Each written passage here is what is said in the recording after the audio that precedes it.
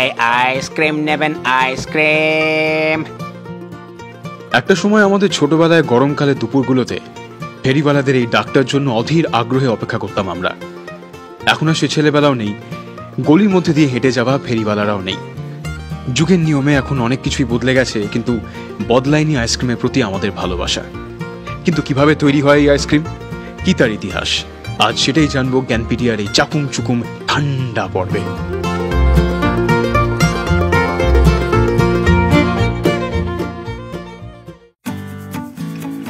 আইসক্রিমের বয়স কিন্তু নিতান্ত কম নয়।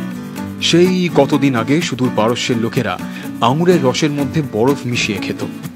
সেটাকেই আমরা আইসক্রিমের আদি পুরুষ হিসেবে ধরতে পারি। এরপর প্রায় 400 খ্রিস্টপূর্বাব্দ নাগাদ সেখানে আরেক ধরনের খাবারের চল শুরু হয়।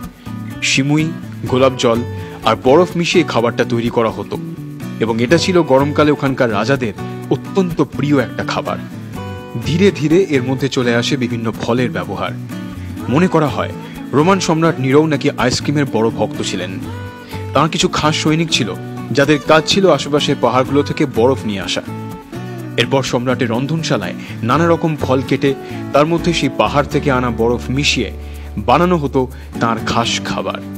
বলা যেতে পারে এইভাবেই সেই খামখেয়ালি সম্রাট নিরো প্রবর্তন করেছিলেন টুটি ফ্রুটি আইসক্রিমের। এসবের মধ্যে দুধের ব্যবহার প্রথম শুরু করেছিল আরবরা। তারা দুধের সঙ্গে চিনি, ফল আর অন্যান্য ড্রাই ফ্রুটস মিশিয়ে তৈরি করেছিল এক অতি সুস্বাদু খাবার।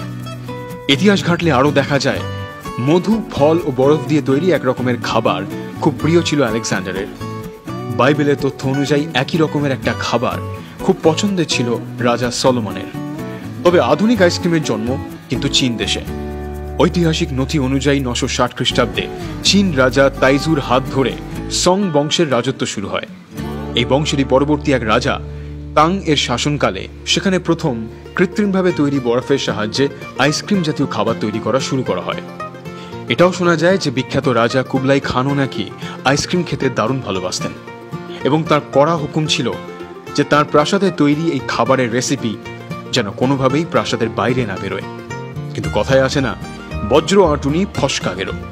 এত ঘেরাটোপের মধ্যে থেকেও কিন্তু চীনাদের বানানো সেই আইসক্রিমের রেসিপি বাইরে চলে গেল এক ভূপর্যটকের সৌজন্যে।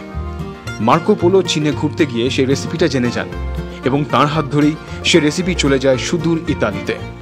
সেখান থেকে ইউরোপের অন্যান্য দেশগুলিতে ছড়িয়ে পড়তে থাকে এই সুস্বাদু খাবারের খ্যাতি। 1686 সালে ফ্রান্সের একটি রেস্তোরাঁয় প্রথম আইসক্রিম বিক্রি করা হয়। তবে প্রথম আইসক্রিম পার্লার খোলা হয় এর ঠিক 90 বছর পরে আমেরিকার নিউ ইয়র্ক শহরে, আর বাকি দেশগুলো ঠিক এরই পরে যেন নড়ে চড়ে বসে। 1851 সালে লন্ডনের চেরিং ক্রস স্টেশনের বাইরে কার্লো গাটি নামক একজন ভদ্রলোক একটা আইসক্রিমের স্টল দেন, যা অল্প কয়েকদিনের মধ্যেই বেশ জনপ্রিয় হয়ে যায়। এই আইসক্রিম পৃথিবীর বিভিন্ন দেশে ঘুরতে ঘুরতে বিভিন্ন ফ্লেভার, বিভিন্ন মোড়কে তার জনপ্রিয়তা ক্রমশ বাড়াতে থাকে। একে একে আসে vanilla, butterscotch, 2-in-1, chocolate flavour এবং আরও নানা ফ্লেভার। আস্তে আস্তে আসে ওয়েফার কোন, জেলাটো এবং সানডে। ভারতে আইসক্রিমের চল শুরু হয় মুঘল বাদশাহদের সময়। অশ্বারোহী বাহিনীর সাহায্যে হিন্দুকুশ পর্বত থেকে বরফ সংগ্রহ করে তা পাঠানো হতো দিল্লিতে। সেখানে বিশেষ পদ্ধতিতে সেই বরফের সঙ্গে ফল মিশিয়ে তৈরি করা হতো এই আইসক্রিম জাতীয় খাবার। পরবর্তী সময়ে ব্রিটিশদের হাত ধরে আধুনিক আইসক্রিমের প্রবেশ ঘটে ভারতে। আর আজ দুনিয়ার প্রত্যেকটা দেশের মতো ভারতেও আইসক্রিম সমান জনপ্রিয়। এতটাই জনপ্রিয় হয়েছে যে 2017 সালে দিল্লিতে খুলে গেল একটা অভাবনীয় আইসক্রিম মিউজিয়াম। এবার আপনি আইসক্রিম মিউজিয়ামে গিয়ে আইসক্রিম দেখবেন, নাকি দোকানে গিয়ে বা বাড়িতে বানিয়ে আইসক্রিম চেখে দেখবেন, এটা সম্পূর্ণ আপনার ব্যাপার।